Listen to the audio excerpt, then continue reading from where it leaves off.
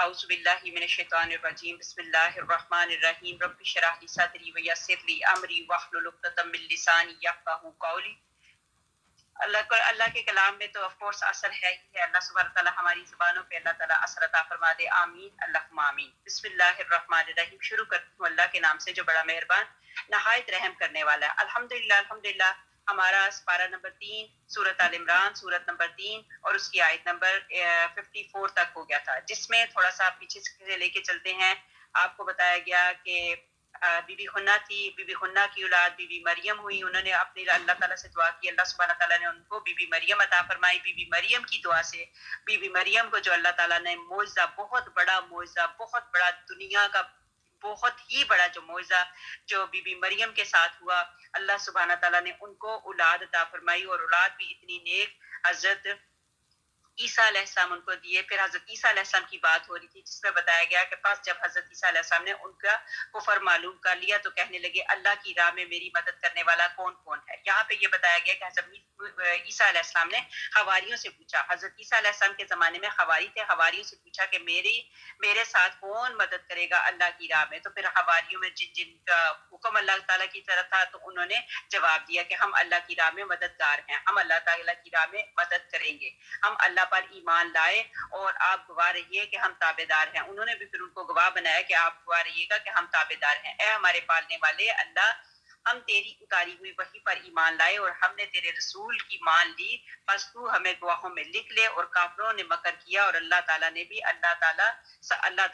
مطلب کافر، استغفر اللہ، ہم یہ نہیں کہہ سکتے کہ اللہ نے مکر کیا، ہمارے اللہ استغفر اللہ قرآن پاک میں جو ایگزیکٹلی اس کا میننگ آتا ہے، اور کافروں نے مکر کیا اور اللہ نے بھی، مطلب اللہ تعالیٰ نے کیا کیا، ان کے مکر کو اپنی تدبیر سے ان کے مکر کے اوپر ڈال دیا، مطلب واپس انہی کے ساتھ ایسی تدبیر کی۔ اور اللہ تعالیٰ سب دعو کرنے والوں سے بہترین ہے۔ اللہ سبحانہ تعالیٰ کی جو حکمت ہوتی ہے وہ سب حکمتوں سے بہترین حکمتیں ہوتی ہیں، تدبیر والے ہیں، اللہ کے نام کے ساتھ مکر جچتا نہیں، تو ہم یہی کہیں گے بجائے مکر کے ہم کہیں گے تدبیر والے ہیں، اللہ سبحانہ تعالیٰ تدبیر والے ہیں۔ آگے ہمارے پاس جو آیت آج ہم نے پڑھنی تھی، شروع کرتی ہوں اللہ کے نام سے جو بڑا مہربان نہایت رحم کرنے والا، آیت نمبر 55 انشاءاللہ تعالیٰ۔ جب اللہ تعالیٰ نے فرمایا اے عیسیٰ علیہ السلام، میں تجھے پورا لینے والا ہوں اور تجھے اپنی جانب اٹھانے والا ہوں اور تجھے کافروں سے پاک کرنے والا ہوں اور تیرے تابعداروں کو کافروں کے اوپر رکھنے والا ہوں قیامت کے دن تک، پھر تم سب کو لوٹنا میری ہی طرف ہے، میں ہی تمہارے آپس کے تمام تر اختلاف کا فیصلہ کر دوں گا۔ اب یہاں پہ دیکھیں کہ کتنے لوگ جن لوگوں کے بلیف ڈفرنٹ ہے، یہاں پہ اللہ سبحانہ تعالیٰ نے بالکل صاف کہہ دیا کہ میں تجھے پورا لینے والا ہوں۔ مطلب اللہ سبحانہ تعالیٰ جب حضرت عیسیٰ علیہ السلام کو لیتے ہیں، جب حضرت عیسیٰ علیہ السلام کی روح کو لیتے ہیں تو پورا جسم کے ساتھ اللہ سبحانہ تعالیٰ نے انہیں روح کے ساتھ اللہ سبحانہ تعالیٰ نے انہیں زمین سے اٹھایا۔ پھر آگے اللہ تعالیٰ کہتے ہیں پس کافروں کو تو میں دنیا اور آخرت میں سخت تر عذاب کروں گا اور ان کا کوئی مددگار نہ ہوگا، لیکن ایمان والے اور نیک اعمال والوں کو اللہ تعالیٰ ان کا ثواب پورا دے گا۔ اللہ تعالیٰ ظالموں سے محبت نہیں کرتا۔ اب یہاں پہ پھر دوبارہ پڑھوں گی کہ اللہ تعالیٰ ظالموں سے محبت نہیں کرتا۔ یہ جسے ہم تیرے سامنے پڑھ رہے ہیں آیات ہیں اور حکمت والی نصیحت ہے۔ یہ جو ہم قرآن پاک کی آیات پڑھ رہے ہیں یہ اللہ تعالیٰ کا کلام ہے، اس میں اللہ سبحانہ تعالیٰ نے یہ بتا دیا کہ جسے ہم تیرے سامنے پڑھ رہے ہیں آیات ہیں اور حکمت والی نصیحت ہے۔ حضرت عیسیٰ علیہ السلام کو آسمان پر اٹھایا جانا، اس کے متعلق تھوڑا سا بات کرتی جاتی ہوں کہ مفسرین تو فرماتے ہیں مطلب یہ ہے کہ میں تجھے اپنی طرف اٹھا لوں گا، پھر اس کے بعد تجھے فوت کر دوں گا۔ ابن عباس رضی اللہ تعالیٰ عنہ فرماتے ہیں کہ یعنی میں تجھے مارنے والا ہوں۔ وہب بن منبع رحمۃ اللہ علیہ فرماتے ہیں کہ اللہ تعالیٰ نے آپ کو اٹھاتے وقت شروع دن میں 3 سال تک فوت کر دیا۔ ابن اسحاق رحمۃ اللہ علیہ فرماتے ہیں کہ نصارہ کا خیال ہے کہ اللہ تعالیٰ نے آپ کو سات کا مطلب ہوتا ہے گھڑی، 7 گھڑیاں، 7 گھڑی تک موت رکھا پھر زندہ کیا۔ وہاں فرماتے ہیں کہ 3 دن تک موت رہی پھر زندہ کر کے اٹھا لیا۔ یہاں پہ ڈفرنٹ جو ان کی رائے بتائی گئی۔ اس کے بعد پھر جو بات ہوتی ہے پھر آپ کو بتلایا اللہ تعالیٰ ان کے عقائد کا ذکر قرآن مجید میں فرماتا ہے، پھر ان کی تردید بھی کر دی 300 سال تک، تو یہ اسی طرح رہی ہے۔ پھر یونان کے بادشاہوں میں سے ایک بادشاہ جو بڑا، یہاں پہ اصل میں بہت لمبا اس حضرت عیسیٰ علیہ السلام کا قصہ بتایا، لیکن ہم نے بالکل اس کو چھوٹا ہی لے کے جانا ہے کہ اللہ سبحانہ تعالیٰ نے جو چھوٹی بات بیچ میں بتا دی گئی کہ عیسیٰ علیہ السلام کو روح کے ساتھ زمین سے اٹھایا تھا. پھر آگے ہمارے پاس آ گئی آیت نمبر 59. اللہ کے نزدیک عیسیٰ علیہ السلام کی مثال ہو بہو آدم علیہ السلام کی مثال ہے جسے مٹی سے پیدا کر کے کہہ دیا کہ ہو جا، بس وہ ہو گیا. اب یہاں پہ حضرت عیسیٰ علیہ السلام کی بات کی جاتی ہے کہ اللہ سبحانہ تعالیٰ نے حضرت عیسیٰ علیہ السلام کو کیسے پیدا کیا. آپ کو بتایا گیا کہ بی بی مریم کے بطن سے اللہ سبحانہ تعالیٰ نے جیسے اور بچوں کی پیدائش کی جاتی ہے اسی طرح بی بی مریم کے بطن سے اللہ سبحانہ تعالیٰ نے حضرت عیسیٰ علیہ السلام کو پیدا کیا. مگر بی بی مریم جو تھیں اللہ کی حکمت کی وجہ سے ان کی پریگننسی جو پیچھے ساری کی ساری آپ کو تفصیل بتا دی. اب اسی طرح اس میں ہم ان آیات میں ہم حضرت آدم علیہ السلام کی پیدائش کے متعلق بھی بتائیں گے کہ اللہ سبحانہ تعالیٰ نے حضرت آدم علیہ السلام کو کس طرح پیدا کیا. پھر حضرت آدم علیہ السلام کو بغیر باپ کے بغیر ماں کے پیدا کیا اللہ کے حکم کی وجہ سے. اس کے بعد جو حضرت آدم علیہ السلام کے بعد اماں حوا کو حضرت آدم علیہ السلام سے پیدا کیا بغیر ماں کے بغیر باپ کے. پھر اس کے بعد اللہ سبحانہ تعالیٰ نے آگے کس طریقے سے پیدائش کی تو اس کے متعلق ہمارا ان آیات میں اللہ سبحانہ تعالیٰ نے حکم فرمایا. پھر آگے ہمارے پاس آ گئی آیت نمبر 59 کے بات ہو گئی ہمارے پاس 60.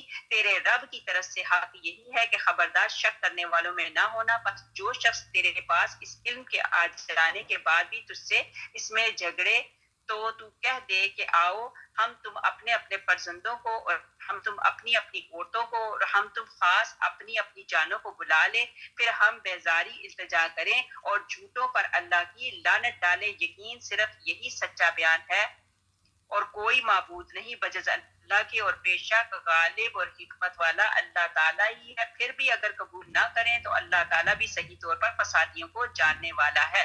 کتنی مرتبہ بتایا گیا کہ اللہ سبحانہ تعالیٰ فسادیوں کو نہیں پسند کرتے. پھر یہ بھی بتایا گیا کہ اللہ تعالیٰ جو ہے وہ فسادیوں کو جاننے والے ہیں.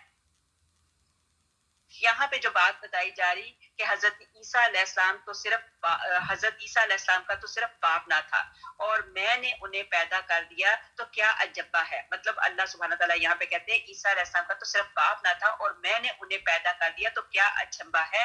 میں نے حضرت آدم علیہ السلام کو تو ان سے پہلے پیدا کیا تھا حالانکہ ان کا بھی باپ نہ تھا بلکہ ماں بھی نہ تھی. مٹی سے پتلا بنایا اور کہہ دیا کہ آدم ہو جا، اسی وقت ہو گیا. مطلب اللہ سبحانہ تعالیٰ تو کسی چیز کے لیے محتاج ہی نہیں ہے کسی کے لیے. اللہ سبحانہ تعالیٰ نے کن کہا اور وہ فیکون ہو گیا. کہ اللہ سبحانہ تعالیٰ کہتے ہیں میں نے کہا آدم ہو جا اور اسی وقت ہو گیا.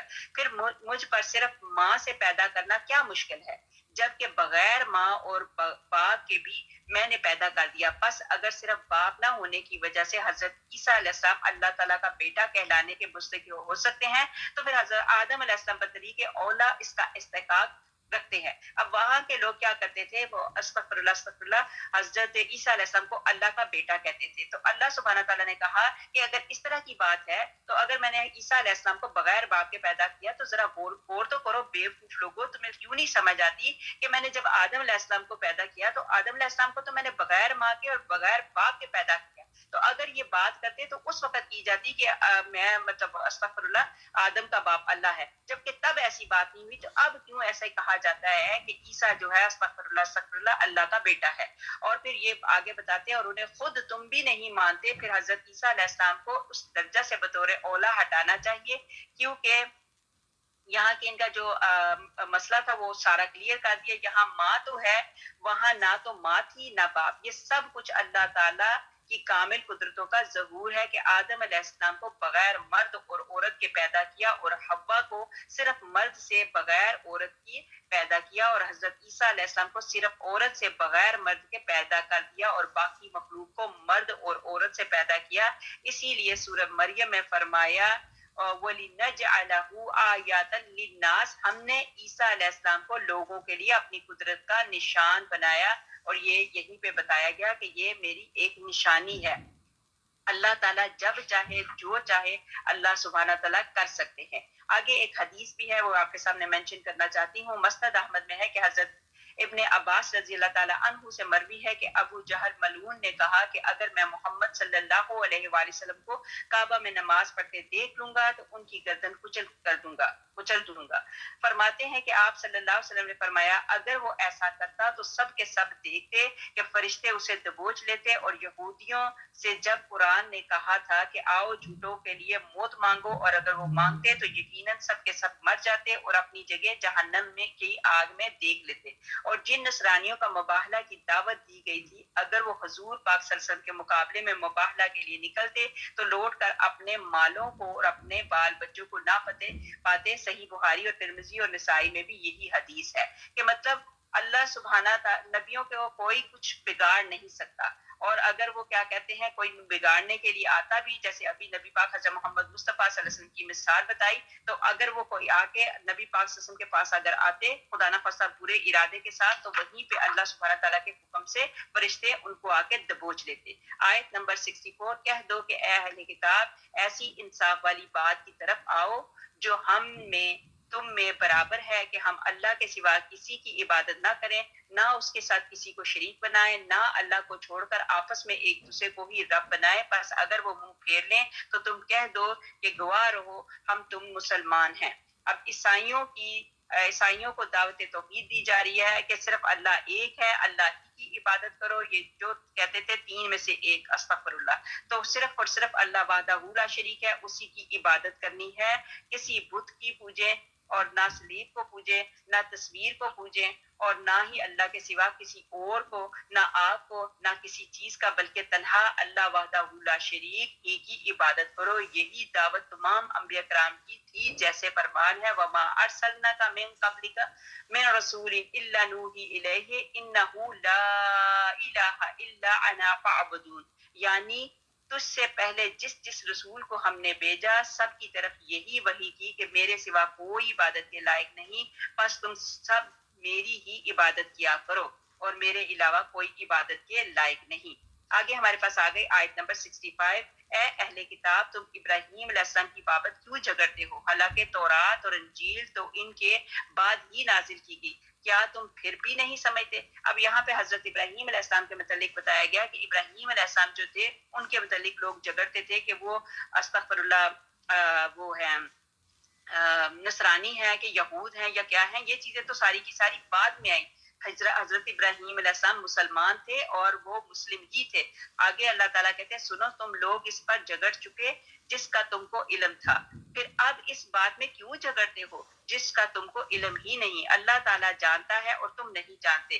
ابراہیم علیہ السلام نہ تو یہودی تھے نہ نصرانی تھے, بلکہ وہ تو یک طرفہ خالص مسلمان تھے, وہ مشرک بھی نہ تھے. سب لوگوں سے زیادہ ابراہیم علیہ السلام سے نزدیک تر وہ لوگ ہیں جنہوں نے ان کا کہا مانا, اور یہ نبی اور جو لوگ ایمان لائے مومنوں کا ولی اور سہارا اللہ تعالیٰ ہی ہے. مطلب یہود اور نصارہ کی بے علمی پر یہ جو مبنی جھگڑے ہو رہے تھے یہ ان کے متعلق بتایا جا رہا ہے. یہ آیت اتری کہ اے یہودیو تم خلیل اللہ کو اپنے میں سے کیسے بتاتے ہو, حالانکہ ان کے زمانے میں نہ موسیٰ علیہ السلام تھے نہ تورات, نہ حضرت موسیٰ علیہ السلام اور کتاب تورات تو خلیل اللہ کے بعد آئی. اسی طرح اے نصرانیوں تم حضرت ابراہیم علیہ السلام کو نصرانی کیسے کہہ سکتے ہو, حالانکہ نصرانیت تو ان کے صدیوں بعد ظہور میں آئی. کیا تم اتنی موٹی بات سمجھنے کی عقل نہیں رکھتے. پھر ان دونوں فرقوں کے اس بے علمی کی جھگڑے پر انہیں رب عالم نے ملامت کیا, اور اگر تم بحث و مباحثہ دینی امور میں جو تمہارے پاس ہیں کرتے ہو تو بھی خیر, ایک بات کی تم تو اس میں گفتگو کرتے ہو کہ جس میں دونوں کے متعلق علم ہی نہیں. تم کو چاہیے کہ جس چیز کا علم نہ ہو اس علیم اللہ کے حوالے کر دو, اور جو ہر چیز کی حقیقت کو جانتا ہے اور جو کھلی چھپی تمام چیزوں کا علم رکھتا ہے. مطلب اللہ سبحانہ تعالیٰ کو ہر چیز کا علم ہے. آگے ہمارے پاس آ گئی آیت نمبر 69, اے اہل کتاب کی ایک جماعت کی چاہت ہے, اہل کتاب کی ایک جماعت کی چاہت ہے کہ تم کو گمراہ کر دیں. دراصل وہ خود اپنے دیں گمراہ کر رہے ہیں اور سمجھتے نہیں ہیں.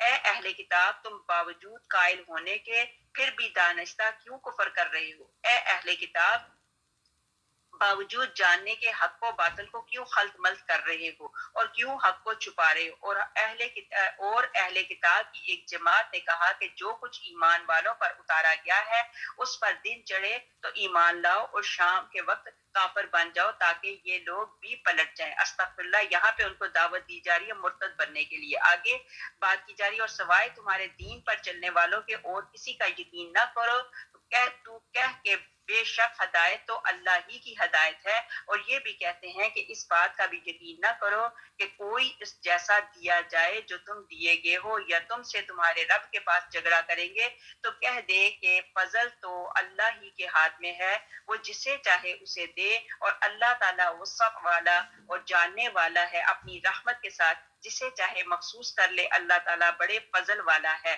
بعض اہل کتاب تو ایسے ہیں کہ اگر انہیں تو خزانے کا امین بنا دے تو بھی وہ تجھے واپس کر دیں، اور ان میں سے بعض ایسے بھی ہیں کہ اگر تو انہیں 1 دینار بھی امانت دے تو تجھے نہ دے، تجھے ادا نہ کرے۔ ہاں یہ اور بات ہے کہ تو اس کے سر پر ہی کھڑا رہے، یہ اس لیے کہ انہوں نے کہہ رکھا ہے کہ ہم پر ان جاہلوں کے حق کا کوئی گناہ نہیں۔ یہ لوگ باوجود جاننے کے اللہ تعالیٰ پر جھوٹ کہتے ہیں۔ ہاں البتہ جو شخص اپنا اقرار پورا کرے اور پرہیزگاری کرے تو اللہ تعالیٰ بھی ایسے پرہیزگاروں کو دوست رکھتا ہے۔ یہاں پہ دوستی کی ٹپ بتا دی گی کہ اللہ سبحانہ تعالیٰ جو ہیں پرہیزگاروں کو دوست رکھتے ہیں۔ یہودیوں کی بری خصلتوں کا متعلق بھی بتا دیا گیا کہ وہ یہودیوں کی بری خصلتیں کیا ہیں۔ بہکانے کی جو صورتیں گھٹتے تھے ان میں سے ایک کا بیان ہو رہا ہے کہ آپس میں مشورہ کرتے تھے کہ صبح جا کر ایمان لے آؤ، مسلمانوں کے ساتھ نمازیں پڑھو اور شام کو پھر مرتد بن جاؤ، تاکہ جاہل لوگوں کے دل میں بھی خیال گزرے کہ آخر یہ لوگ جو پلٹ گئے ہیں تو ظاہر ہے کہ انہوں نے اس دین میں نقصان یا برائی ہی دیکھی ہوگی، تو کیا عجب کہ ان میں سے کوئی ہماری طرف لوٹ آئے۔ مطلب یہ ان کو بہکاتے تھے، پہلے جا کے صبح کے ٹائم کے جا کے ان کے ساتھ جا کے نمازیں پڑھتے تھے، پھر رات کو پھر پلٹ جاتے تھے۔ وہ ان کی ریزن یہ تھی کہ تاکہ لوگوں کو سبق ملے کہ کوئی نہ کوئی ریزن تو ہے کہ یہ پلٹ گئے ہیں، لہٰذا وہ ہمیں دیکھ کے وہ بھی پلٹ جائیں۔ تو اللہ تعالیٰ فرماتا ہے تو اے نبی کہہ دے کہ ہدایت تو اللہ ہی کے ہاتھ میں ہے، وہ مومنوں کے دلوں کو ہر اس چیز پر ایمان لانے کے لیے آمادہ کر دیتا ہے جسے اللہ تعالیٰ نے نازل فرمایا ہو۔ انہیں ان دلائل پر کامل ایمان نصیب ہوتا ہے۔ وہ تم نبی امی صلی اللہ علیہ وسلم کی صفتیں چھپاتے پھرو، پھر بھی خوش قسمت لوگ تو آپ صلی اللہ علیہ وسلم کی نبوت کے ظاہر نشان پہ یک نگاہ پہچان لیں گے۔ مطلب اللہ تعالیٰ کے نبی پاک حضرت محمد مصطفیٰ صلی اللہ علیہ وسلم کی باتوں کو یہ جتنا مرضی چھپائیں لیکن اللہ والے ان کو پہچان جاتے ہیں۔ اکثر یہودی خائن بلکہ بعض مطلب ایمانت دار، کچھ تو کہتے تھے خائن ہوتے تھے مطلب جو بے ایمان ہوتے تھے، اور کچھ ایسے ہوتے تھے کہ جو ایماندار ہوتے تھے۔ ابن ابی حاتم ہے کہ حضرت مالک بن دینار رحمۃ اللہ علیہ کا قول ہے، ان سے مروی ہے کہ دینار کو اس لیے دینار کہتے ہیں کہ وہ دین یعنی ایمان بھی ہے اور نار یعنی آگ بھی ہے۔ مطلب یہ ہے کہ حق کے ساتھ لو تو دین ہے، نہ حق لو تو نار یعنی آتش اور دوزخ ہے۔ استغفر اللہ ربی من کل ذنب واتوب الیہ فاغفر لی، آیت نمبر 77۔ بے شک جو لوگ اللہ تعالیٰ کے عہد اور اپنی قسموں کو تھوڑی قیمت پر بیچ ڈالتے ہیں ان کے لیے آخرت میں کوئی حصہ نہیں، اور اللہ تعالیٰ نہ ان سے بات چیت کرے گا، نہ ان کی طرف قیامت کے دن دیکھے گا، نہ انہیں پاک کرے گا، نہ اور ان کے لیے جو کیا ہے دردناک عذاب ہے۔ استغفر اللہ، اللہ سبحانہ تعالیٰ ہمیں ان چیزوں سے بچائے۔ مسند احمد میں ہے کہ رسول اللہ صلی اللہ علیہ وسلم فرماتے ہیں 3 قسم کے لوگ ہیں جن سے نہ تو اللہ کلام کرے گا، نہ ان کی طرف قیامت کی دن نظر رحمت سے دیکھے گا، نہ انہیں پاک کرے گا۔ حضرت ابو ذر رضی اللہ تعالیٰ عنہ نے یہ سن کر کہا یہ لوگ کون ہیں یا رسول اللہ صلی اللہ علیہ وسلم؟ تو یہ تو بڑے گھاٹے اور نقصان میں پڑے۔ حضور پاک صلی اللہ علیہ وآلہ وسلم نے 3 مرتبہ یہی فرمایا، پھر جواب دیا کہ ٹخنوں سے نیچے کپڑا لٹکانے والے، جھوٹی قسم سے اپنا سودا بیچنے والے، اور دے کر احسان جتلانے والے۔ استغفر اللہ ربی من کل ذنب واتوب الیہ فاغفر لی فاغفر لی فاغفر لی۔ آگے ہمارے پاس آگئی آیت نمبر 78۔ یقیناً ان میں ایسا گروہ بھی ہے جو کتاب پڑھتے ہوئے اپنی زبان مروڑتا ہے تاکہ تم اسے کتاب ہی کی عبادت خیال کرنے لگو، وہ دراصل وہ کتاب میں نہیں، اور یہ کہتے بھی ہیں کہ اللہ تعالیٰ کی طرف سے ہے، حالانکہ دراصل وہ اللہ تعالیٰ کی طرف سے نہیں، وہ تو دانستہ اللہ پر جھوٹ بولتے ہیں۔ یہ ان لوگوں کے متعلق بات کی گئی، مطلب کلام اللہ میں یہودیوں کی تخریف، وہ اپنی طرف سے اپنے منہ کو مروڑ توڑ کے اس طرح کی باتیں کرتے تھے جو کہ اس کتاب میں نہیں تھا۔ آگے ہمارے پاس آیت نمبر 79، کسی ایسے انسان کو جس سے اللہ تعالیٰ کتاب اور حکمت اور نبوت دے یہ لائق نہیں کہ پھر بھی وہ لوگوں سے کہے کہ تم اللہ تعالیٰ کو چھوڑ کر میرے بندے بن جاؤ، بلکہ وہ تو کہے گا کہ تم سب رب کے ہو جاؤ تمہارے کتاب سکھانے کے باعث اور تمہارے کتاب پڑھنے کے سبب۔ نہ یہ ہو سکتا ہے کہ وہ تم کو فرشتوں اور نبیوں کو رب بنا لینے کا حکم کرے، کیا وہ تمہارے مسلمان ہونے کے بعد تم کو کفر کرنے کا حکم دے گا؟ یہ اچھے اور برے لوگوں کی بات بتائی جا رہی ہے کہ رسول پاک صلی اللہ علیہ وسلم نے فرمایا معاذ اللہ نہ ہم خود اللہ کے سوا دوسروں کی پوجا کریں، نہ کسی اور کو اللہ کے سوا دوسروں کی عبادت کی تعلیم دے، نہ میری پیغمبری کا یہ مقصد، نہ مجھے اللہ تعالیٰ کا یہ حکم ہے۔ تو یہ جب نبی پاک حضرت محمد مصطفیٰ صلی اللہ علیہ وسلم نے یہ بات کی تو اسی بات کی وجہ سے یہ والی آیت اتری جو ابھی ہم نے پڑھی ہے۔ آیت نمبر 81، جب اللہ تعالیٰ نے نبیوں سے عہد لیا کہ جب میں تم کو کتاب اور حکمت دوں پھر تمہارے پاس وہ رسول آئے جو تمہارے پاس کی چیز کو سچ بتائے تو تم کو اس پر ایمان لانا اور اس کی مدد کرنا ضروری ہے، فرمایا کہ تم اس کے اقراری ہو اور اس پر میرا ذمہ لے رہے ہو۔ سب نے کہا ہمیں اقرار ہے، فرمایا تو اب گواہ رہو اور خود میں بھی تمہارے ساتھ گواہوں میں سے ہوں، بس اس کے بعد بھی جو پلٹ جائے وہ یقیناً پورے نافرمان ہے۔ اب ہر نبی کو اپنے بعد والے نبی اور رسول پر ایمان لانے کا حکم ہے کہ جتنے نبی آئے اور جتنے نبی آگے کتابیں لے کے آئے تو باقی جو آنے والے ہیں انہوں نے پہلی کتابوں کو مانا۔ تو نبی پاک حضرت محمد مصطفیٰ صلی اللہ علیہ وآلہ وسلم کے امتی ہیں جو ہم ہیں اور میں ہوں، آپ ہیں، حضرت آدم سے لے کے آج تک، جیسے نبی پاک حضرت محمد مصطفیٰ صلی اللہ علیہ وسلم آخری نبی ہیں، تو ان تک ہم ساری کتابوں پہ بھی یقین رکھتے ہیں اور سارے پیغمبروں پہ بھی، انبیاء پہ بھی یقین رکھتے ہیں، لیکن اس کے بیچ میں کچھ ایسے لوگ آئے جو صرف اور صرف اپنی کتاب پہ بلیو رکھتے تھے، دوسری کتابوں پہ بلیو نہیں رکھتے تھے۔ ان کے متعلق یہ تھوڑی سی بات کی گئی کہ ہر نبی کو اپنے بعد والے آنے والے نبی اور رسول پر ایمان لانے کا یہاں پہ حکم دیا گیا۔ مسند احمد کی روایت میں ہے کہ دیکھیں میں اور آپ یہاں پہ بیٹھے ہوئے ہیں، اکثر ہمارے دل میں آتا ہے کہ ہم وہ کتاب بھی پڑھیں، اچھا ہم ایسے کرتے ہیں بائبل بھی لے کے پڑھیں، ہم تورات بھی لے کے پڑھیں تاکہ ہمارے علم میں اضافہ ہو۔ کیوں بھائی؟ کیا ہم نے اپنے قرآن پاک کو اچھی طرح کھنگال لیا؟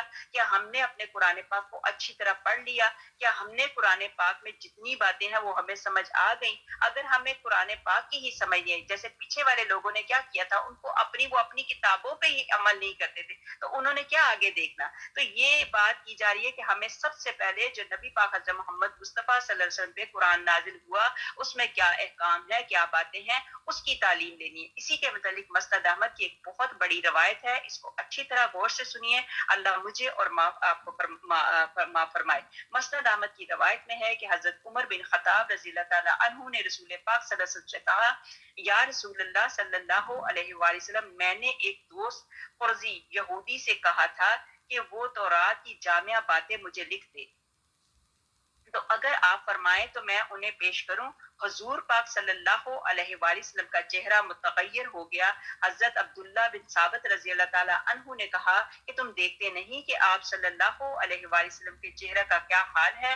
تو حضرت عمر فاروق رضی اللہ تعالیٰ عنہ کہنے لگے میں اللہ تعالیٰ کے رب ہونے پر، سلام کے دین ہونے پر، محمد صلی اللہ علیہ وآلہ وسلم کے رسول ہونے پر خوش ہوں۔ اس وقت حضور پاک صلی اللہ علیہ وسلم کا غصہ دور ہوا اور فرمایا قسم ہے اس اللہ تعالیٰ کی جس کے قبضے میں میری جان ہے، اگر حضرت موسیٰ علیہ السلام تم میں آ جائیں اور تم ان کی تابعداری میں لگ جاؤ اور مجھے چھوڑ دو تو تم سب گمراہ ہو جاؤ گے۔ تمام امتوں سے میرے حصے کی امت تم ہو اور تمام نبیوں میں سے تمہارے حصے کا نبی میں ہوں۔ الحمدللہ رب العالمین، ہم نبی پاک حضرت محمد مصطفیٰ صلی اللہ علیہ وسلم پہ ایمان لے کے آتے ہیں، ہم قرآن پاک پہ ایمان لاتے ہیں، الحمدللہ رب العالمین، لا الہ الا اللہ، دین محمد رسول اللہ صلی اللہ علیہ وآلہ وسلم۔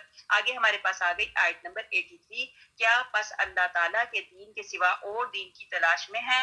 تمام آسمانوں والے اور سب زمین والے اللہ تعالیٰ ہی کے فرما بردار ہیں، خوشی سے ہوں تو اور جبرن ہوں تو سب اسی کی طرف لوٹائے جائیں گے۔ ان آیات کو بڑے غور سے سنیے کہ یہاں پہ کیا بتایا کہ تمام آسمان والے اور تمام زمین والے، یہ زمین والے اور آسمان والوں کی بات کی جا رہی ہے. یہ نہیں کہتی کہ تمام آسمان اور تمام زمین، بلکہ تمام آسمان والے مطلب آسمان کی جتنی مخلوق ہے، اور اسی طرح تمام زمین والے مطلب زمین کی جو مخلوق ہے اللہ تعالیٰ ہی کے فرما بردار ہیں.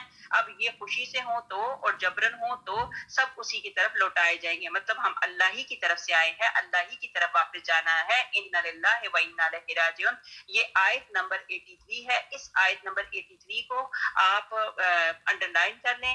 یہ جو آیت ہے ایسی آیت ہے کہ اگر آپ کسی بدکے ہوئے گھوڑے پہ مطلب کسی بے قابو گھوڑے پر بھی پڑھ کے پھونک دیں تو وہ بھی کیا ہے، وہ کنٹرول میں آ جائے گا. اس آیت کے پڑھنے سے بے قابو گھوڑا بھی قابو میں آ سکتا ہے. 7 مرتبہ پڑھیں یہاں تک کہ اولادوں کو اچھا بنانے کے لیے ان کے اوپر بھی پڑھ کے پھونکے. 7 مرتبہ پڑھ کے یہ آیت اولادوں کے اوپر بھی پھونکے. اللہ سبحانہ تعالیٰ ان کو بھی نیکی کی ہدایت عطا فرمائے. کچھ بچے ہوتے ہیں جو اپنے ماں باپ کی باتیں سنتے ہیں تو اپنی آنکھوں کو بھی رول کرنے شروع کر دیتے ہیں اور وہ سمجھتے ہیں جو ہمیں پتہ ہے وہ کسی اور کو نہیں پتہ.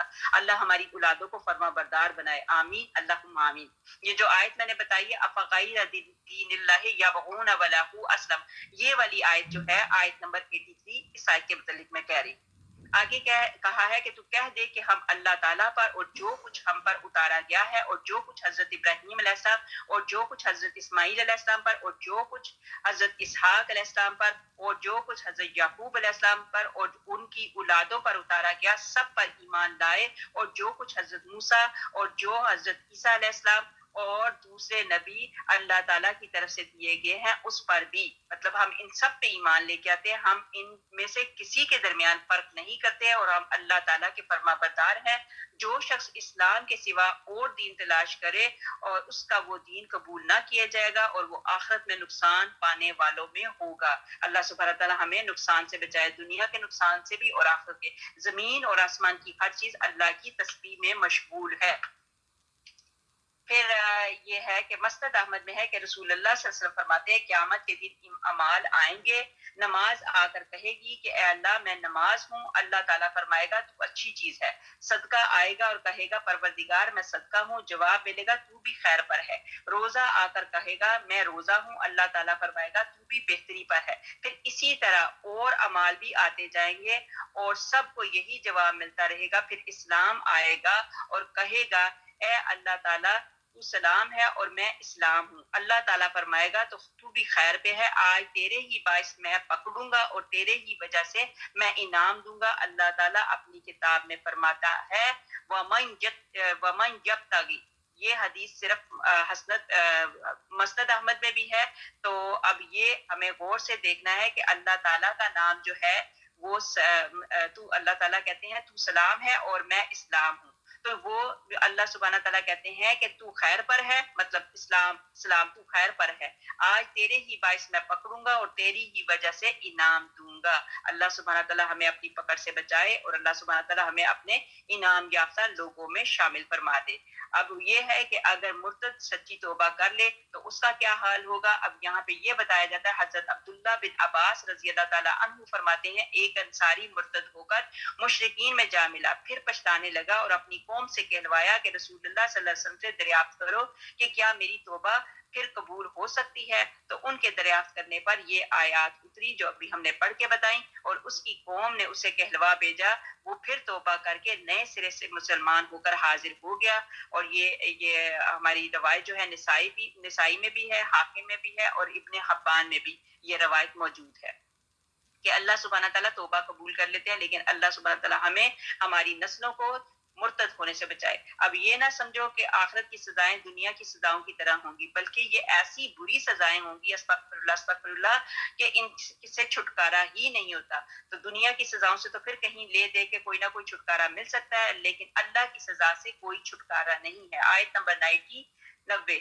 بے شک جو لوگ اپنے ایمان کے بعد کفر کریں پھر کفر میں بڑھ جائیں ان کی توبہ ہرگز قبول نہ کی جائے گی. یہی گمراہ لوگ ہیں. ہاں جو لوگ کفر کریں اور مرتے دم تک کافر رہیں ان میں سے اگر کوئی زمین بھر سونا دے وہ فدیے میں ہی ہو تو بھی ہرگز توبہ قبول نہ کی جائے گی. یہی لوگ ہیں جن کے لیے تکلیف دینے والا عذاب ہے اور جن کا کوئی مددگار نہیں. اب یہ پھر دوبارہ پڑھتی ہوں، اسی میں آپ کو ساری کی ساری تفسیر کی سمجھ آئے گی. یہاں پہ کیا کیا جاتا ہے، کہا جاتا ہے کہ بے شک جو لوگ اپنے ایمان کے بعد کفر کریں، ایمان کے بعد کفر کریں پھر کفر میں بڑھ جائیں، ان کی توبہ ہرگز ہرگز قبول نہ کی جائے گی، یہی گمراہ لوگ ہیں۔ ہاں جو لوگ کفر کریں اور مرتے دم تک کافر رہیں، ان میں سے اگر کوئی زمین بھر سونا دے وہ فدیے میں ہی ہو تو بھی ہرگز اس کی توبہ قبول نہیں کی جائے گی، یہی لوگ ہیں جن کے لیے تکلیف دینے والا عذاب ہے اور جن کا کوئی مددگار نہیں۔ مطلب یہ ہے کہ دنیا میں ہم لے دے کے کوئی نہ کوئی اگر مسئلہ آ جاتا ہے تو چھٹکارا ہو جاتا ہے، لیکن اس وقت کوئی چھٹکارا نہیں۔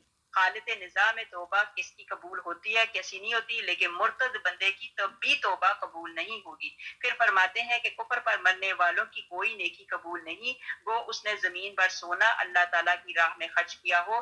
نبی پاک حضرت محمد مصطفیٰ صلی اللہ علیہ وآلہ وسلم سے پوچھا گیا، عبداللہ بن جدعان جو بڑا مہمان نواز، غلام آزاد کرنے والا اور کھانا دینے والا شخص تھا، کہ اس نے ان کے متعلق پوچھا کہ کیا اسے اس کی اس نیکی کی وجہ سے یہ کیا کہتے توبہ قبول ہو جائے گی، یہ نیکی اس کے کام آئے گی؟ تو آپ صلی اللہ علیہ وسلم نے فرمایا نہیں، اس نے ساری عمر میں ایک دفعہ بھی رب اغفر لی خطیاتی یوم الدین نہیں کہا، یعنی اے میرے رب میری خطاؤں کو قیامت کے دن بخش۔ تو یہاں پہ میں بھی پڑھتی ہوں، آپ بھی پڑھیں۔ اللہ کا شکر، اللہ کا احسان کہ ہم نیکوں کے گھر میں پیدا ہوئے، اللہ سبحانہ تعالیٰ ہماری نسلوں کو مرتد ہونے سے بچائے۔ ہم بھی یہی پڑھتے ہیں، رب اغفر لی خطیاتی یوم الدین۔ دوبارہ اس کو پڑھتی ہوں تاکہ آپ کی سمجھ میں آ جائے کہ نبی پاک حضرت محمد مصطفیٰ صلی اللہ علیہ وسلم سے پوچھا گیا، عبداللہ بن جدعان جو بڑا مہمان نواز، غلام آزاد کرنے والا اور کھانا دانا دینے والا شخص تھا، کیا اسے اس کی یہ نیکی کام آئے گی؟ تو آپ صلی اللہ علیہ وآلہ وسلم نے فرمایا نہیں، اس نے ساری عمر میں ایک دفعہ بھی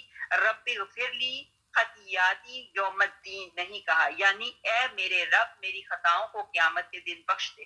یہ بھی دعا بڑی خوبصورت ہے، اللہ سبحانہ تعالیٰ قیامت تک کے گناہوں کو اللہ سبحانہ تعالیٰ بخش دے، آمین اللہم آمین۔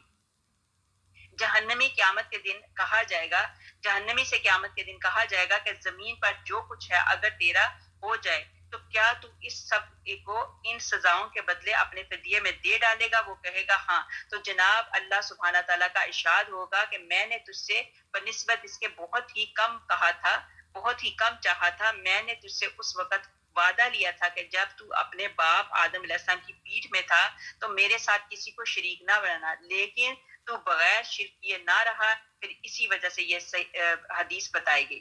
ایک اور حدیث ہے کہ جس میں اللہ سبحانہ تعالیٰ نے کہا اے ابن آدم تو نے اپنی جگہ کیسی پائی؟ وہ کہے گا اے اللہ بہت ہی بری۔ اللہ تعالیٰ فرمائے گا کیا ساری زمین بھر کا سونا دے کر ان عذابوں سے چھوٹنا تجھے پسند ہے؟ تو وہ کہے گا ہاں باری تعالیٰ۔ اس وقت جناب باری تعالیٰ فرمائیں گے تو جھوٹا ہے، میں نے تو اس سے بھی بہت ہی کم اور بالکل آسان چیز تجھ سے طلب کی تھی لیکن تو نے اسے بھی نہ کیا، چنانچہ وہ جہنم میں بھیج دیا جائے گا۔ استغفر اللہ استغفر اللہ۔ بتایا گیا کہ ایسے لوگوں کے لیے کوئی ایگزٹ نہیں، اللہ استغفر اللہ۔ جنت کی کرنسی ہمارے لیے اچھے اعمال ہیں، اچھے اعمال کرتے جاؤ تو جنت خریدتے جاؤ۔ اب ہمارے پاس پارہ نمبر 4 شروع ہوا، پارہ نمبر 4 کی آیت نمبر 94۔ جب تک تم اپنی پسندیدہ چیز کو اللہ تعالیٰ کی راہ میں خرچ نہ کرو گے ہرگز بھلائی نہ پاؤ گے، تم جو خرچ کرو اسے اللہ تعالیٰ بخوبی جانتا ہے۔ یہاں پہ اللہ سبحانہ تعالیٰ نے بہت بڑی بات کی کہ اپنی پسندیدہ جو چیز ہے وہ اللہ کی راہ میں خرچ کرو۔ یہ دیکھیں کتنی مشکل چیز ہے، یہ تو یہاں پہ اللہ تعالیٰ نے بہت بڑی چیز بتا دی، لیکن یہ یہاں کی جتنی چیزیں ہیں وہ سب کی سب جو ہے ٹیمپریری ہیں، ابدی جو ہے وہ اللہ تعالیٰ کی آخرت ہے۔ تو اللہ کے راستے میں اپنی پسندیدہ چیز، اچھی چیز کا صدقہ کیا جائے۔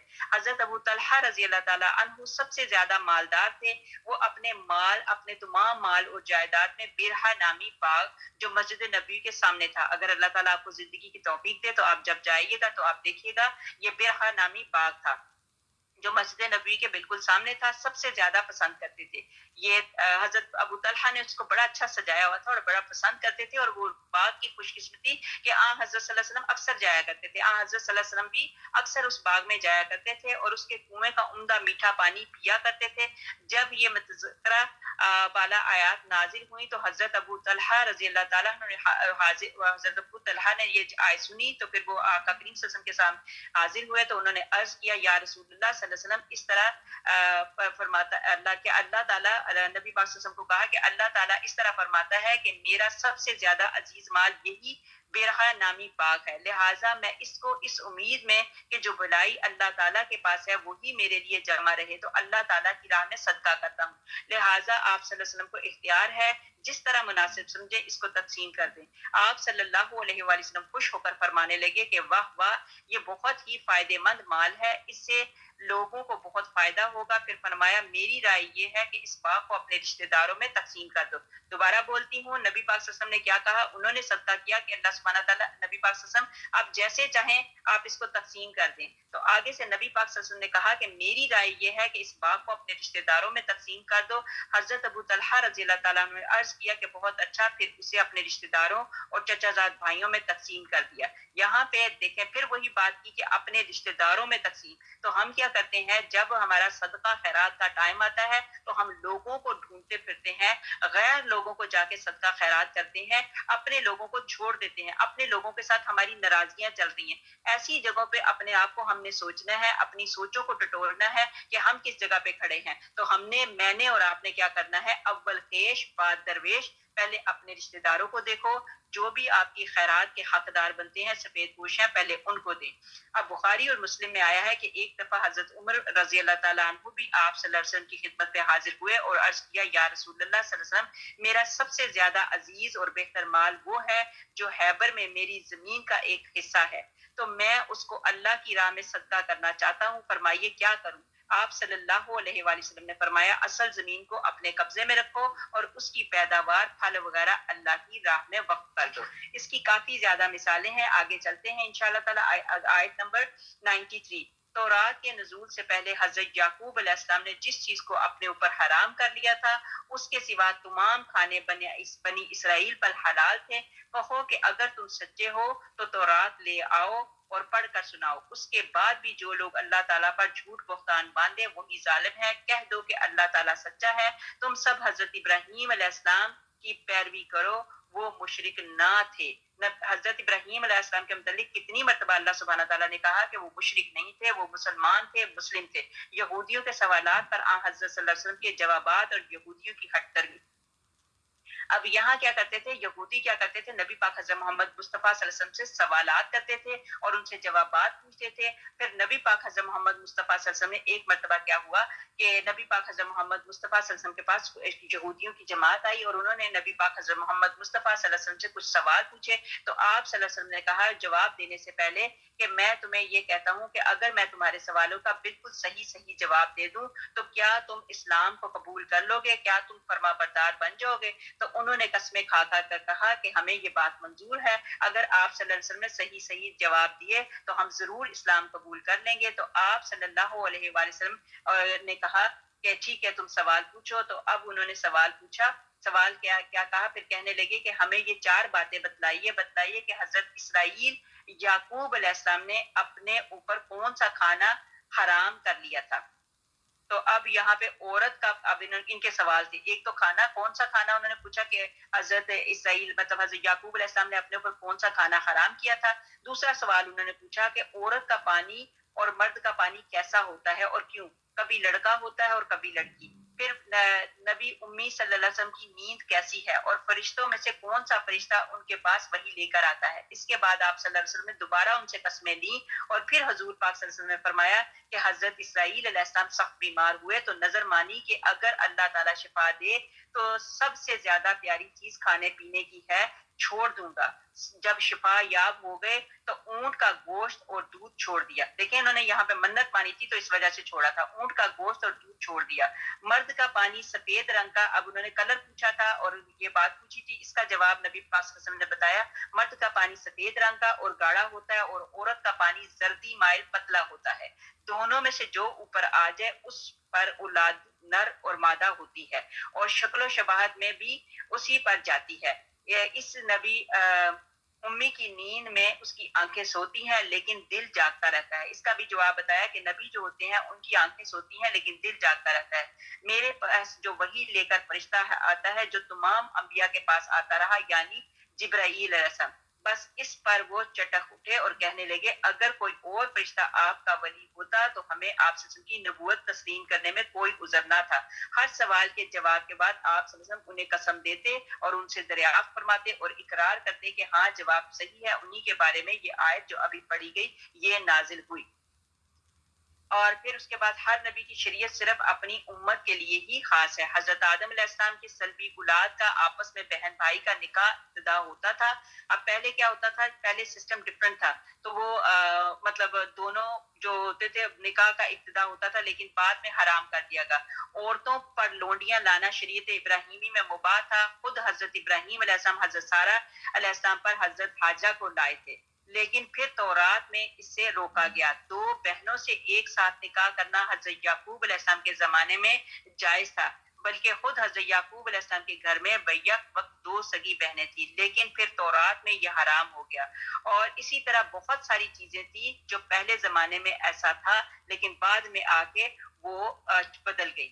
آگے ہمارے پاس آ گئی آیت نمبر 96۔ اللہ تعالیٰ کا پہلا گھر جو لوگوں کے لیے مقرر کیا گیا وہ جو مکہ مکرمہ میں ہے، جو تمام دنیا کے لیے برکت اور ہدایت والا ہے، جس میں کھلی کھلی نشانیاں ہیں، مقام ابراہیم ہے، اس میں جو آ جائے امن والا ہو جاتا ہے۔ اللہ تعالیٰ نے ان لوگوں پر جو اس کی طرف راہ پا سکتے ہیں اس گھر کا حج فرض کر دیا گیا ہے۔ جو کوئی کفر کرے تو اللہ تعالیٰ اس سے بالکل تمام دنیا سے بے پرواہ ہے۔ اللہ تعالیٰ تمام دنیا سے بے پرواہ ہے۔ اللہ اکبر۔ یہاں پہ حج کے متعلق بتایا گیا، جب یہ پڑھتے ہیں کہ اللہ تعالیٰ کا گھر بیت اللہ، تو کتنا پیارا لگتا ہے کہ اللہ کا بھی گھر، اللہ کا گھر۔ ہم بڑے خوش قسمت ہیں کہ ہمیں اللہ سبحانہ تعالیٰ توفیق دیتا ہے، یہاں سے ہم انتظام کر کے جاتے ہیں، کبھی عمرہ کے لیے جاتے ہیں، کبھی حج کے لیے جاتے ہیں، کہاں جاتے ہیں؟ اللہ تعالیٰ کے گھر میں۔ تو پھر اللہ تعالیٰ کے گھر میں یہ اللہ تعالیٰ کا گھر کتنی مرتبہ بنا، پہلے فرشتوں نے، پھر حضرت آدم علیہ السلام نے، پھر ان کے بیٹے، پھر حضرت ابراہیم علیہ السلام، پھر امالکا قوم نے، پھر بنی درہم نے، پھر قریش نے، پھر عبداللہ بن زبیر۔ اس کو تقریباً 10 مرتبہ تعمیر کیا گیا ڈفرنٹ وقتوں میں۔ تو پھر اللہ تعالیٰ کا گھر جو ہے وہ برکت والا گھر ہے، وہ ہدایت والا گھر ہے، اور اس میں بہت ساری نشانیاں ہیں۔ پھر مقام ابراہیم کے متعلق بتایا گیا، جو لوگ طواف کرتے ہیں، طواف کے بعد مقام ابراہیم ہے، مقام ابراہیم کے پیچھے جو 2 نفل پڑے جاتے ہیں، وہ 2 نفل جو ہوتے ہیں واجب ہوتے ہیں۔ پھر یہ ہے کہ جو بھی وہاں پہ جاتا ہے وہ امن کی جگہ ہے، اس کو امن مل جاتا ہے۔ نہ صرف انسان کو امن، بلکہ شکار کرنا، بلکہ شکار کو بھگانا، اسے خوفزدہ کرنا، اسے اس کے ٹھکانے یا گھونسلے سے ہٹانا، اڑانا بھی منع ہے۔ اس کے درخت کاٹنا، یہاں کی گھاس اکھیڑنا بھی ناجائز ہے۔ مطلب یہ ہے کہ یہ امن کا گہوارہ ہے۔ مسند احمد ترمذی اور نسائی کی حدیث میں ہے، جسے امام ترمذی رحمۃ اللہ علیہ نے صحیح کہا ہے کہ نبی پاک حضرت محمد مصطفیٰ صلی اللہ علیہ وآلہ وسلم نے مکہ کے بازار حرورہ میں کھڑے ہو کر فرمایا، اے مکہ، تو اللہ تعالیٰ کو ساری زمین سے بہتر اور پیارا ہے، اگر میں زبردستی تجھ سے نہ نکالا جاتا تو ہرگز تجھے نہ چھوڑتا۔ مطلب یہ بتایا گیا کہ نبی پاک حضرت محمد مصطفیٰ صلی اللہ علیہ وآلہ وسلم کو بھی مکے سے بڑی محبت تھی۔ تو یہاں آپ کے لیے بھی حج جو ہے یہ فرض ہے، ہم سب کے لیے حج فرض ہے، اور حج کی فرضیت کے متعلق کافی ڈیٹیل ہے، لیکن بس اتنا کہوں گی، ایک حدیث بتاتے ہوئے آگے چلوں گی کہ نبی پاک حضرت محمد مصطفیٰ صلی اللہ علیہ وآلہ وسلم نے فرمایا کہ حضرت عمر فاروق رضی اللہ تعالیٰ عنہ سے فرماتے ہیں، طاقت رکھ کر حج نہ کرنے والا یہودی ہو کر مرے گا یا نصرانی ہو کر مرے گا۔ یہاں اس کی کافی زیادہ سنتیں کافی زیادہ موجود ہیں کہ جس کے پاس ہر چیز تھی، مطلب صحت بھی تھی، پیسہ بھی تھا، ہر چیز تھی، اس کے باوجود اس بندی اور بندے نے حج نہیں کیا۔ میری طرف سے وہ نصارا مرے، میری طرف سے وہ یہود مرے۔ استغفر اللہ ربی من کل ذنب واتوب الیہ فاغفر لی۔ اسی وقت دعا کرتی ہوں اللہ مجھے اور آپ کو سب کو حج کی جو فرض ہیں، اللہ سبحانہ تعالیٰ ہمیں فرض پورے کرنے کی توفیق عطا فرمائے۔ آگے بھی اگر اللہ تعالیٰ نفلی کر دے تو وہ تو سونے پہ سہاگا ہو جائے، لیکن بہت ساری اس وقت میری بہنیں بیٹھی ہیں، ابھی اسی وقت نیت کر لیں کہ اللہ سبحانہ تعالیٰ میں اپنے پہلی فرصت میں، اگر میرے پاس پیسہ بھی ہے اور میرے پاس محرم بھی ہے، میرے پاس صحت بھی ہے اور میں عاقل بھی ہوں اور میں بالغ بھی ہوں، تو اللہ سبحانہ تعالیٰ جتنی جلدی ہو سکے میں کروں گی انشاءاللہ تعالیٰ۔ آپ اللہ تعالیٰ اور اللہ سبحانہ تعالیٰ میرے لیے آسان کر دے، اللہ میرے اور آپ سب کے لیے حج آسان کر دے۔ آیت نمبر 98، کہہ دیجئے کہ اے اہل کتاب، تم اللہ تعالیٰ کی آیتوں کے ساتھ کفر کیوں کرتے ہو؟ جو کچھ تم کرتے ہو اللہ تعالیٰ اس پر گواہ ہے۔ ان اہل کتاب سے کہو کہ اللہ تعالیٰ کی راہ سے لوگوں کو کیوں روکتے ہو اور اس میں عیب ٹٹولتے ہو؟ حالانکہ تم خود شاہد ہو اللہ تعالیٰ تمہارے اعمال سے بے خبر نہیں ہے۔ اے ایماندارو اگر تم اہل کتاب کی اس کی جماعت کی باتیں مانو گے تو تم کو تمہاری ایمانداری کے بعد مرتد کافر بنا دیں گے۔ گویا ظاہر ہے کہ تم کیسے کفر کر سکتے ہو باوجود یہ کہ تم پر اللہ تعالیٰ کی آیات پڑھی جاتی ہیں اور تم میں رسول اللہ صلی اللہ علیہ وآلہ وسلم موجود ہیں۔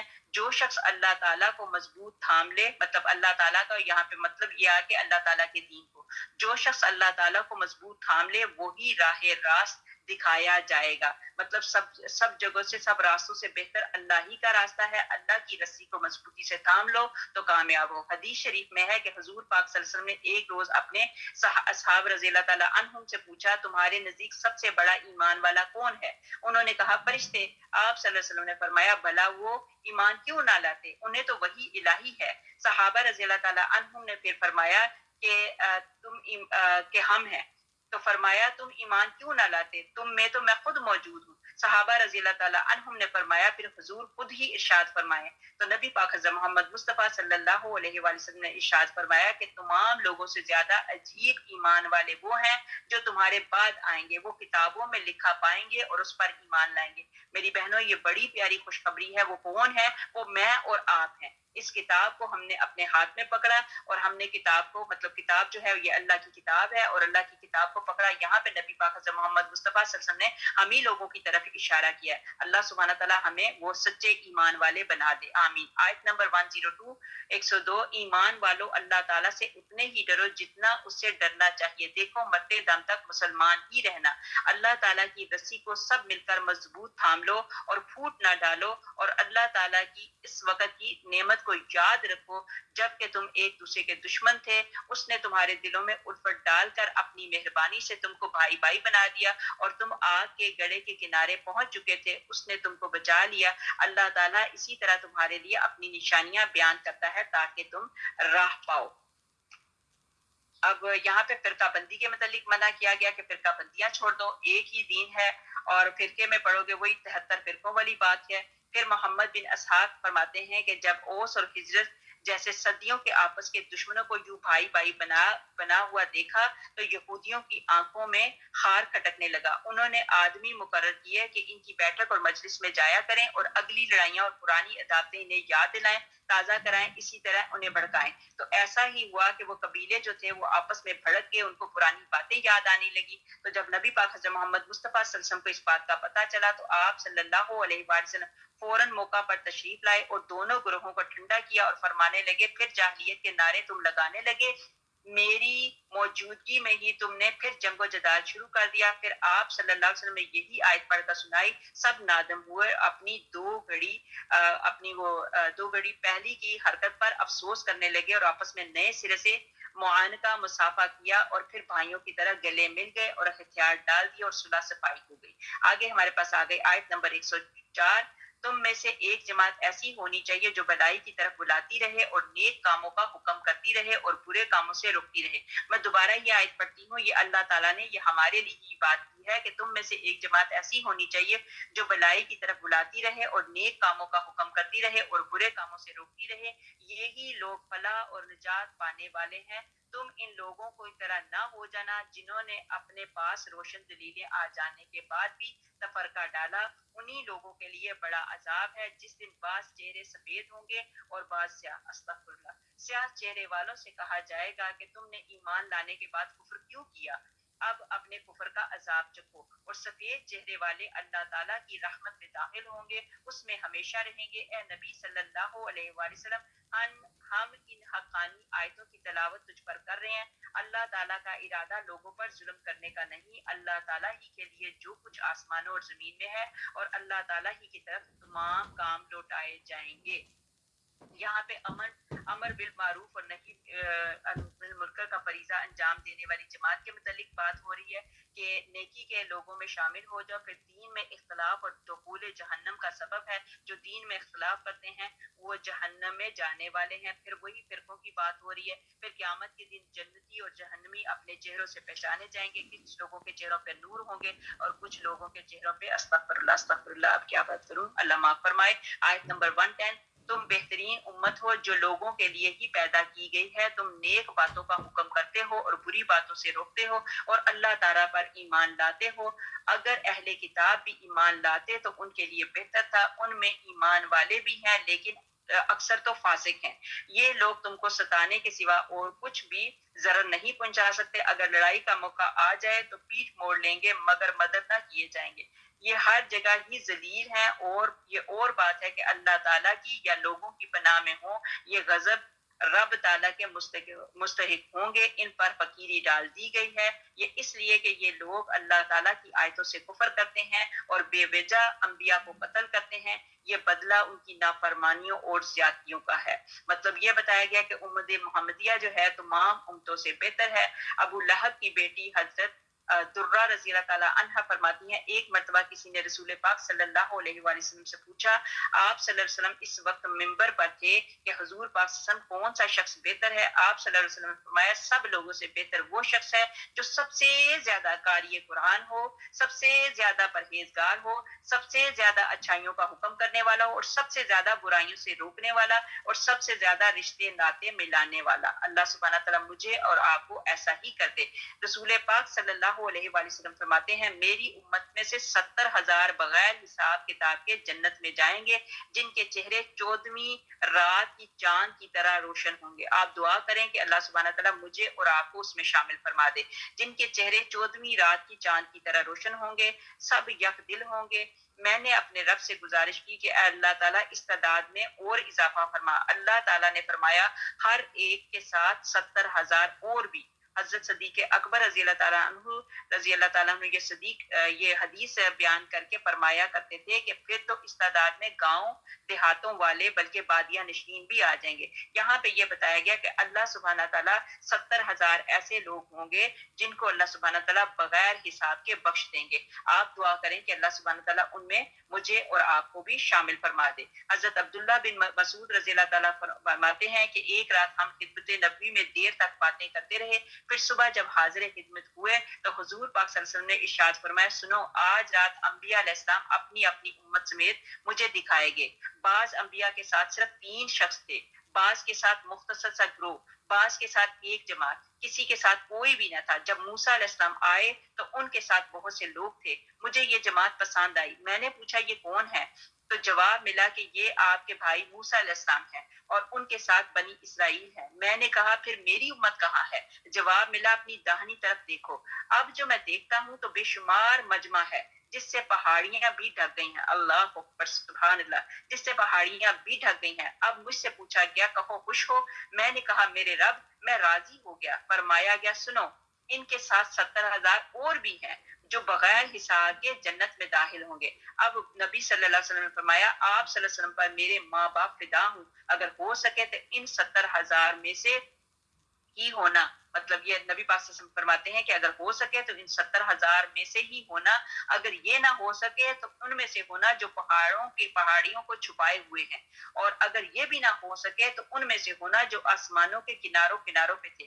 حضرت عکاشہ بن محصن رضی اللہ تعالیٰ عنہ نے کھڑے ہو کر کہا، حضور میرے لیے دعا کیجئے کہ اللہ تعالیٰ مجھے ان 70,000 میں کرے۔ آپ صلی اللہ علیہ وآلہ وسلم نے دعا کی کہ ایک دوسرے صحابی نے بھی اٹھ کر یہی گزارش کی، تو آپ صلی اللہ علیہ وسلم نے فرمایا، تم بھی عکاشہ سبقت لے گے۔ تو یہاں پہ میں اور آپ بھی دعا کرتے ہیں کہ اللہ سبحانہ تعالیٰ جیسے آپ نے ان کے لیے کہا کہ بغیر حساب کے وہ بخشش والے، ان کا نام ڈال دیا، اللہ سبحانہ تعالیٰ اسی میں یہ اس وقت ہم جتنی بہنیں بیٹھی ہوئی ہیں، ہمارے آگے جتنے بھی ہیں، اللہ سبحانہ تعالیٰ ہم سب کو بغیر حساب کے بخش دے۔ اب اگر حساب کا معاملہ آئے تو اگر ہم نوٹ کریں گے تو انشاءاللہ تعالیٰ میں نے اس کی گنتی کاؤنٹ کر کے رکھی ہوئی ہے، وہ تقریباً بنتی ہے 4,90,000 ہو جاتی ہے۔ مطلب 70,000 کے آگے پھر آگے کر کے تو میں نے اس کو سارا ملٹی پلائی وغیرہ کر کے تو دیکھا تو اس میں تقریباً 4,90,000 تعداد بنتی ہے۔ تو اللہ سبحانہ تعالیٰ ہم سب کو جنت الفردوس میں جگہ عطا فرمائے اور اللہ سبحانہ تعالیٰ ہم سب کو بغیر حساب کے بخش دے، آمین۔ آگے ہمارے پاس آ گئی آیت نمبر 113، 113۔ یہ سارے کے سارے برابر نہیں بلکہ ان اہل کتاب میں ایک جماعت قائم رہنے والی بھی ہے، جو راتوں کے وقت بھی کلام اللہ کی تلاوت کرتے ہیں اور سجدے بھی کرتے ہیں، اللہ تعالیٰ پر اور قیامت کے دن پر ایمان بھی رکھتے ہیں، بھلائیوں کا حکم کرتے ہیں، برائیوں سے روکتے ہیں، بھلائی کے کاموں میں جلدی کرتے ہیں، یہ نیک بخت لوگ ہیں۔ اللہ اکبر۔ جو کچھ بھی بھلائیاں کریں ان کی ناقدری نہ کی جائے گی، اللہ تعالیٰ پرہیزگاروں کو خوب جانتا ہے، کافروں کو ان کے مال اور ان کی اولادیں رب کے ہاں کچھ کام نہیں آئیں گی، یہ تو جہنمی ہے جو ہمیشہ اسی میں پڑے رہیں گے۔ یہ کفار جو خرچ اخراجات کریں، ان کی مثال یہ ہے کہ ایک تن ہوا چلی جس میں پالا تھا، جو ظالموں کی کھیتی پر پڑا اور اسے تہس نہس کر دیا۔ اللہ تعالیٰ نے ان پر ظلم نہیں کیا بلکہ وہ خود اپنی جانوں پر ظلم کرتے ہیں۔ ایمان کے بغیر کوئی عمل جو ہے فائدہ بخش نہیں ہوگا، یہ بتایا گیا۔ آگے ہمارے پاس آیت میں بتایا گیا، اے ایمان والو تم اپنا دلی دوست ایمان والوں کے سوا اور کسی کو نہ بناؤ، تم نہیں دیکھتے کہ دوسرے لوگ تو تمہاری تباہی میں کوئی کسر اٹھا نہیں رکھتے، وہ تو چاہتے ہی ہیں یہی کہ تم دکھ میں پڑو۔ ان کی عداوت تو خود ان کی زبان سے بھی ظاہر ہو چکی ہے، جو ان کے سینوں میں پوشیدہ ہے وہ بہت زیادہ ہے۔ ہم نے تمہارے لیے آیات بیان کر دی، اگر عقل مند ہو تو غور کرو۔ ہاں تم تو انہیں چاہتے ہو اور وہ تم سے محبت نہیں رکھتے، تم پوری کتاب کو مانتے ہو، وہ نہیں مانتے، پھر محبت کیسی؟ یہ تمہارے سامنے تو اپنے ایمان کا اقرار کرتے ہیں لیکن تنہائی میں مارے غصے کے انگلیاں چباتے رہتے ہیں۔ کہہ دو کہ اپنے غصے ہی میں مر جاؤ، اللہ تعالیٰ دلوں کے بھیدوں کو بخوبی جانتا ہے۔ تم کو اگر بھلائی ملے تو یہ خوش ہوتے ہیں، اور ہاں اگر برائی پہنچے تو خوش ہوتے ہیں۔ اگر بھلائی ملے تو ناخوش ہوتے ہیں، اور اگر برائی پہنچے تو خوش ہوتے ہیں۔ تم اگر صبر اور پرہیزگاری کرو تو ان کا مکر تم کو نقصان نہ دے گا، اللہ تعالیٰ نے ان کے اعمالوں کا احاطہ کر رکھا ہے۔ یہاں پہ پھر دوبارہ وہی بات کی کہ کافر مسلمانوں کو دوست نہیں ہو سکتے، یہ مسلمانوں کے دشمن ہیں، یہ ہر وقت اندر ہی اندر کیا کیا باتیں کرتے رہتے ہیں۔ عاقل لوگ اور ان کی مکاری، جو عاقل لوگ ہوتے ہیں وہ ان کی مکاری میں نہیں آتے۔ اے نبی تو اس وقت کو بھی یاد کر جب صبح ہی صبح تو اپنے گھر سے نکل کر مسلمانوں کو میدان جنگ میں لڑائی کے موقع پر باقاعدہ بٹھا رہا تھا۔ اللہ تعالیٰ سننے والا اور جاننے والا ہے۔ جب تمہاری جو دو جماعتیں سستی کا ارادہ کر چکی تھیں، اللہ تعالیٰ ان کا ولی اور مددگار ہے، اور اسی کی پاک ذات پر مومنوں کو بھروسہ رکھنا چاہیے۔ جنگ بدر میں بھی اللہ تعالیٰ نے عین اس وقت تمہاری مدد فرمائی جب کہ تم نہایت گری ہوئی حالت میں تھے، فقط اللہ ہی سے ڈرتے رہا کرو، نہ کسی اور سے، تاکہ تم کو شکر گزاری کی توفیق ہو، اور یہ شکر گزاری باعث نصرت اور امداد ہوتی ہے۔ جنگ احد کی بات ہو رہی ہے، اس سے پہلے جنگ بدر کی بات آپ کو بتائی تھی کہ جنگ بدر میں اللہ سبحانہ تعالیٰ نے فرشتوں کی مدد بھیجی۔ اب یہاں پہ مسلمان جو ہیں ان کو فتح مل گئی، لیکن جو کفار تھے ان کو بڑی تکلیف تھی، وہ کفار اپنا بدلہ ختم کرنا چاہتے تھے، لہٰذا جنگ احد کی بات کی جا رہی ہے۔ جنگ احد میں نبی پاک حضرت محمد مصطفیٰ صلی اللہ علیہ وسلم صبح کہ کیا ہوا کہ لشکروں کو لے کے تو نبی پاک حضرت محمد مصطفیٰ صلی اللہ علیہ وسلم نکلے۔ یہاں پہ جو بات کی گئی تھی کہ نبی پاک حضرت محمد مصطفیٰ صلی اللہ علیہ وآلہ وسلم نے لوگوں کو بتایا تھا کہ تم لوگوں نے یہاں سے ہلنا نہیں، ایک جگہ مقرر کر دی گئی تھی۔ انہوں نے بتایا تھا کہ یہاں تک کہ تم ختم بھی ہو جاؤ، جو کچھ مرضی ہو جائے، لیکن جو اسپاٹ میں نے آپ کو دے رکھے ہیں، جن لوگوں کو جہاں پہ رکھا ہوا ہے وہاں اس جگہ سے نہیں ہلنا۔ لیکن کیا ہوا کہ مسلمانوں نے دیکھا کہ فتح ہو رہی ہے، انہوں نے دیکھا کہ تقریباً ہم سارے کامیاب ہو گئے ہیں، اتنا میں مطلب، اور ان کو جو مشرک ہیں، جو کافر ہیں، ان کو مطلب ہم مسلسل ان کو نیچے کر رہے ہیں، تو لہٰذا انہوں نے کیا کیا، دیکھا کہ ہم کامیاب ہو گئے تو مال غنیمت لینے کے لیے آگے بڑھے۔ اپنا جو سپاٹ تھا، اپنی جو جگہ تھی جو نبی پاک حضرت محمد مصطفیٰ صلی اللہ علیہ وسلم نے بتائی ہوئی تھی، انہوں نے ان جگہ کو چھوڑ دیا، تو لہٰذا کیا کیا، دشمنوں نے ان کے اوپر پھر آ کے حملہ کر دیا۔ تو یہ اس کے متعلق انشاءاللہ تعالیٰ رہی زندگی تو اگلی کلاس میں مزید تھوڑی سی تفصیل بتائیں گے، لیکن یہ بات بتائی گئی یہاں پہ کہ جو نبی پاک حضرت محمد مصطفیٰ صلی اللہ علیہ وسلم کہہ دیں